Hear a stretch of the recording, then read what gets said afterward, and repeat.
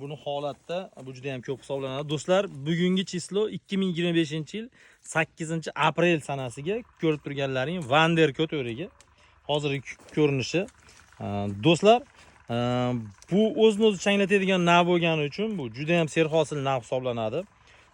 Bu agar mash holatda, mevasi shu holatda agar pishiraman desalaring xato bo'ladi, chunki bu kalibri birinchi navbatda kalibri mayda bo'ladi, keyin sifatsiz, rangi ham past meva bo'lib qoladi. Shu sababli hozirgi kunda ayni vaqtda barcha meva turlarini birinchi navbatda hozirgi kunda o'rikni ertaki navlarini aynan Vanderkot, Cosmos, Magador, Mikado shunga o'xshagan ertaki navlarni hammasini hozirgi kunda serialatish usuli bilan mevalarini alohida sifatli meva yetiltirish uchun harakat qilishlaringni maslahat beraman. Video maxsus kuzatib borayotgan obunachilarimizga. Bunda qanday mevalar qoladi? Yaqinroqdan ko'rsating. Bu yerda mana 4 ta meva turibdi. E'tibor berib ko'rishlaring mumkin. Ikkitasi yirik, ikkitasi mayda. Bular birinchi, ikkinchi gul hisoblangani uchun biz обязательно doim birinchi, ikkinchi gulni qogizamiz. Sabab birinchi, ikkinchi gulni qogizishdan maqsad bu juda ham yaxshi yetiladi, chunki birinchi gullagan baribir oldinda bo'ladi. Vanderkot o'rigi erta pishadigan bo'lsa, u juda ham qimmat narxda ketadi.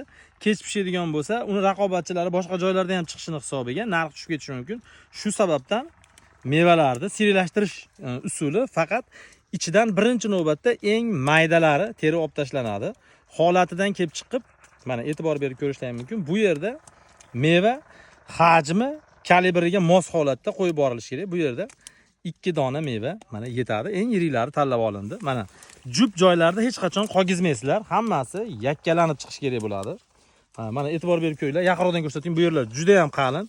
Daraxtni holatidan kelib chiqib turib, daraxtimizda, har bitta daraxtimizda unga tanasini kattaligiga qarab turib, necha kilo meva olishni rejalashtirishimiz kerak bo'ladi.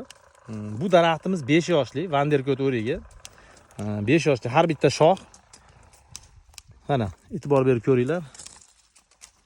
Shu qogizilgan mevalar juda ham sifatli, kalibri yirik mevalar bo'lib qoladi. Ana endi bu bitta daraxtimizda asosiy 4 ta shoxdan iborat. Yaqinroqdan ko'rsating. Daraxtimiz asosiy 4 ta shoxdan iborat bo'ladi. Har bitta shoxida maksimalniy yo'g'onligiga qarab turib, yo'g'on shoxlarda 10 kilodan, mayda shoxlarda 3 kilo, 2 kilo, 5 kilodan. Hozirgi bu holatdan kelib chiqib, bu daraxtimizda maksimalniy 25 kilo meva qo'ysak yetadi. Shu sababli har bitta mevani grammini hisob-kitob qilinadi. Grammiga qarab turib, meva taxminan 10 tadani 1 kiloga hisoblanadi. 10 tadani 1 kiloga hisoblab turib, har bitta shoxda sanab meva qogizilinadi. Ya'ni mana shoxlarda mana 2 donadan mana maydalar olib tashlanadi. Mevalar oralig'i keng joyda qogizish kerak bo'ladi. Sabab yaqin bo'lsa, meva kattalashgandan keyin bir-birini siqib otib yuborishi mumkin. Meva to'kilib ketish natijasiga olib keladi. Shu sababli shoshilmasdan e'tibor bilan mevalarning oraliq masofasini saqlagan holatda bir gugutdan kattaroq bo'lishi kerak yoki bir-biriga teskari holatda meva qogizish kerak bo'ladi. Yonma-yon meva qogizi bo'lmaydi. Sabab yonma-yon qogizilgan meva bir-birini siqib otib yuboradi. Sizlarga xuddi o'sha yonma-yon qogizsa qanday holatda bo'lishi mumkinligi haqidagi videoni ham ba'zi bir shoxlarda qogizib qo'yib, pishgandan keyin u qanday holatlarda bo'lib, qanaqa zarar keltirishi mumkinligi haqida ham video qo'yamiz. Faqat videoga like bosib keting. Xuddi shunda siz laykingizga qarab turib, u videoni chiroyliroq qilib qo'yishga harakat qilamiz. E'tibor berib ko'ringlar. Do'stlar, har bitta hozirgi kunda qilinayotgan ish sizni o'zingizni mana shu bog'dorchilik, mevachilik sanoatida olib borayotgan raqobatchilaringizga nisbatan harakatingizni bildiradi. Shu sababdan do'stlar, aynan xuddi shu kunlarda bu video Vanderkot o'rigi bor, ertaki o'rigi bor bog'bon dehqonlarga taalluqli. Обязательно seriyalashtirish usulidan foydalaninglar.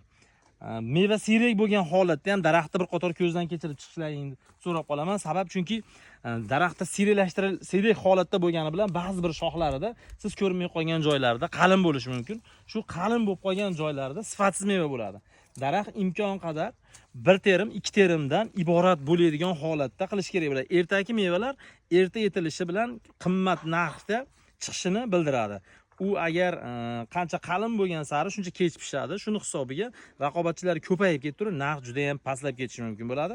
Video yoqqan bo'lsa like bosamiz. Agar shu likeimiz 200 tadan o'tsa do'stlar, keyingi boshqa meva turlarini ham xuddi shunday seriyalashtirish, qanday seriyalashtirish kerak, unda nimalarga ahamiyat qilish kerakligi haqida video qo'yamiz. Serialashtirib bo'lganimizdan keyin bunga sepiladigan o'zini dorilari bor, vitaminlari bor. Bu haqidagi videoni ham keyingi videoda qo'yib boramiz. Do'stlar, bizni kuzatishda davom etasizlar, sog' salomat bo'lasizlar. G'o'ra yegani ham kelaverasizlar do'stlar.